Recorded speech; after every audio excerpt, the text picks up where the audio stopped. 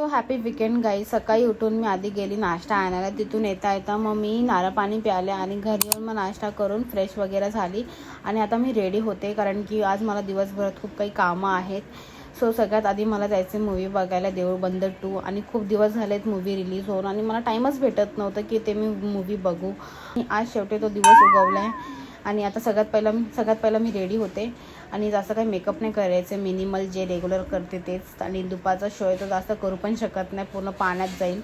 त्यानंतर मग fit check घेतलं रेडी होऊन आणि बाहेर निघाले. आणि बाहेर ॲक्च्युली खूप जास्त ऊन होतं, बेकारवाला ऊन होता. नंतर मग मी आली लोकेशनला आणि मला भेटले होते फ्लावर्स आणि chocolate from my special one. And then नंतर मूवी चालू व्हायला टाईम होता तर थोडा थांबलो होतो.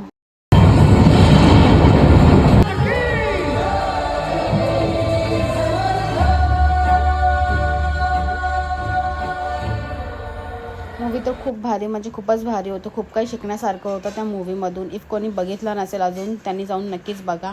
त्यानंतर मी निघाली दुसऱ्या लोकेशनला ते काम करून. मग मी आली घरी आणि आजचा दिवस कसा गेला समजलंच नाही. कधी सकाळ झाली आणि कधी रात्र झाली. सो आजचा दिवस इथे संपला. So thanks for watching guys. मिलते हैं नेक्स्ट व्लॉग में.